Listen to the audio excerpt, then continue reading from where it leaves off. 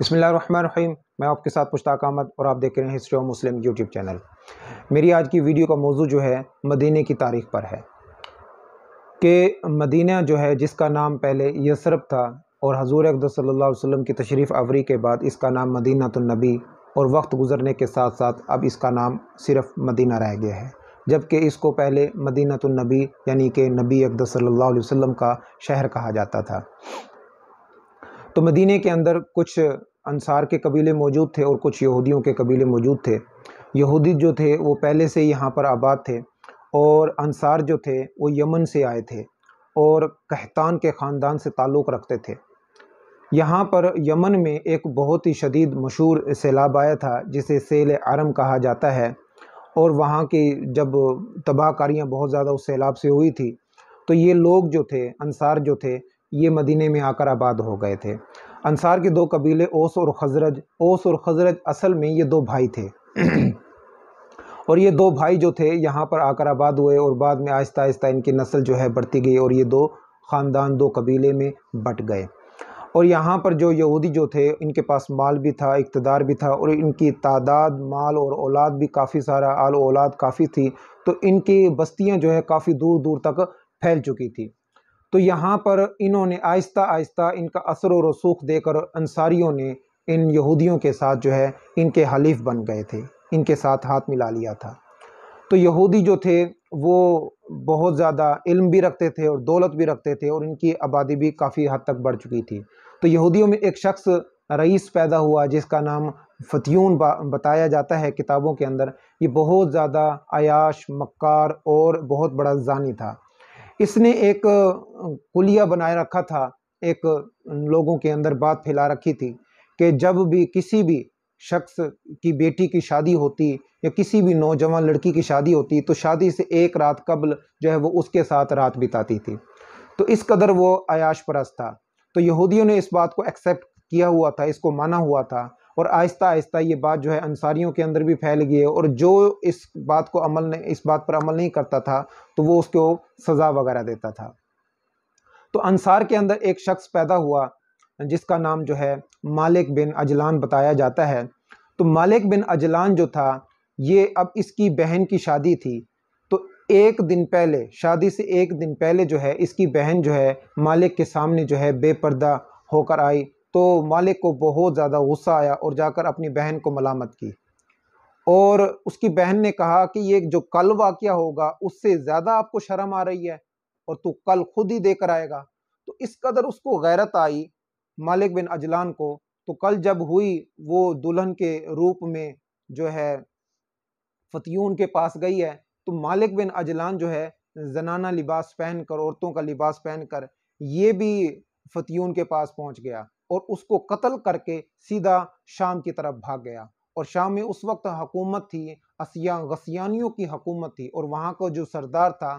ابو جبلہ تھا۔ ابو جبلہ کو جب ساری صورتحال معلوم ہوئی تو اس نے ایک بہت بڑی فوج لی اور یہاں پر انصاریوں کے ساتھ مل کر سارے یہودیوں کو دعوت دی۔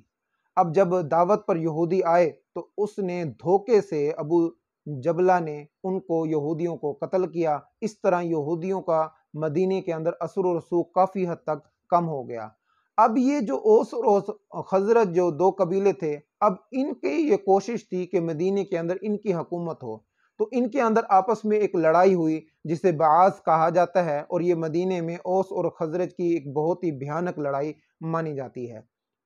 اس لڑائی کے اندر جو ہے ان کے اوس اور خزرج دونوں کے کافی سارے جو ہے نامولود لڑکے جو ہیں، یعنی کہ بڑے جو نوجوان لڑکے ہیں، یہ کافی حد تک مارے جا چکے تھے۔ تو یہاں پر جو ہے اوس کو شکست ہوئی تھی اور خزرج جو ہے یہاں پر فتح یاب ہوا تھا۔ جب اوس کو شکست ہوئی تو یہ جا کر مدینے سے نکلے ہیں، اور ان کے کچھ لوگ جو ہیں وہ قریش کے پاس آئے اور انہوں نے کہا کہ آپ ہمیں اپنا حلیف بنا لیں۔ تو یہاں پر اوس کے اندر ایک شخص تھا جس کا نام سوید بن صامت کہا جاتا تھا۔ اس کے پاس حضرت لقمان علیہ السلام کو کوئی نسخہ اس کو مل گیا تھا، کوئی چھوٹا سا پیج مل گیا تھا، تو اس نے یہ لوگوں کے اندر پھیلایا ہوا تھا کہ میرے پاس آسمانی نسخہ موجود ہے، میرے پاس آسمانی نسخہ، اور یہ شاعر بھی غضب کا تھا۔ تو ایک مرتبہ یہ حج کرنے کے لیے آیا تو حضور اقدس صلی اللہ علیہ وسلم کو جب پتہ چلا کہ سوید بن صامت آیا ہوا ہے تو حضور اقدس صلی اللہ علیہ وسلم جو ہے اس کے پاس اسلام کی دعوت لے کر گئے ہیں، اور اس کو حضور صلی اللہ علیہ وسلم نے جو اسلام کی دعوت بھی دی اور قرآن پاک کی آیتیں بھی پڑھ کر سنائی، تو یہ متاثر کافی حد تک ہوا مگر ایمان نہیں لے کر آیا، اور اس طرح مدینے میں جا کر اس نے حضور اقدس صلی اللہ علیہ وسلم کی باتیں بتائی۔ تو وقت گزرتا گیا اور جب اوس کو مزید جو ہے خزرج نے دبانے کی کوشش کی تو ایک اور جو ہے حلیف اپنے بنانے کے لیے قریشیوں کو، تو ایک اور ان کی جو جماعت ہے، ٹیم ہے، وہ آئی ہے مدینے سے مکہ کی جانب، اور اس کے اندر کافی سارے لوگ تھے۔ ایک شخص تھا جس کا نام تھا ایاز بن معاذ۔ ایاز بن معاذ جب آیا اور حضور اقدس صلی اللہ علیہ وسلم سے ملاقات ہوئی تو اس نے انصاریوں کو یہ کہا کہ اے انصاریوں، جو حضور اقدس صلی اللہ علیہ وسلم بات بتا رہے ہیں، کیونکہ آپ صلی اللہ علیہ وسلم نے قرآن پاک کی چند آیتیں اس کو پڑھ کر سنائی تھی، تو اس نے کہا انصاریوں، یہ جو آپ مسئلہ لے کر آئے ہو یہ تو مسئلہ چھوٹا ہے، جو آپ صلی اللہ علیہ وسلم باتیں بتا رہے ہیں یہ تو بہت اونچی ہے۔ تو وہ جو اس قبیلے کا جو وفد تھا، وہ جو سردار آیا تھا، اس نے کنکریاں اٹھا کر ایاس بن معاذ کو ماری ہیں۔ تو ایاس بن معاذ نے کہا یہ آپ کیا کر رہے ہیں؟ تو اس سردار نے ابو حسین جو اس کا نام بتایا جاتا ہے، تو اس نے یہ کہا کہ آپ جو ہے جس مقصد کے لیے آئے ہیں اس مقصد کو پورا کریں۔ تو اس طرح جو ہے وہ پیچھے ہٹ گئے۔ انہوں نے بھی جا کر مدینے میں حضور اقدس صلی اللہ علیہ وسلم کی بات بتائی، کیونکہ یہودی یہ بات بارہا کہہ چکے تھے، کئی مرتبہ انصاریوں سے بھی یہ بات کرتے تھے کہ ہمارا آخری جو پیغمبر آ رہا ہے پھر ہم تمہیں دیکھیں گے، پھر وہ بارہا اس بات کو کہہ چکے تھے۔ تو اس طرح انصاریوں کے دماغ میں بھی یہ بات بیٹھ چکی تھی کہ آخری پیغمبر آنے والے ہیں، اور اس طرح ان کو مکہ کے اندر آپ صلی اللہ علیہ وسلم کی جب تشریف آوری کا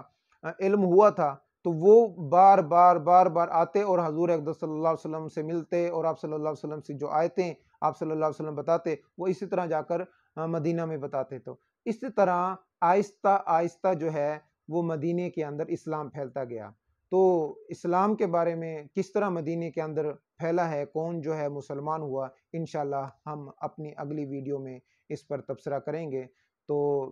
میرا چینل جو ہے جن دوستوں نے ابھی تک سبسکرائب نہیں کیا سبسکرائب کر لیں آپ، اور ملتے ہیں اگلی ویڈیو میں۔ السلام علیکم ورحمۃ اللہ وبرکاتہ۔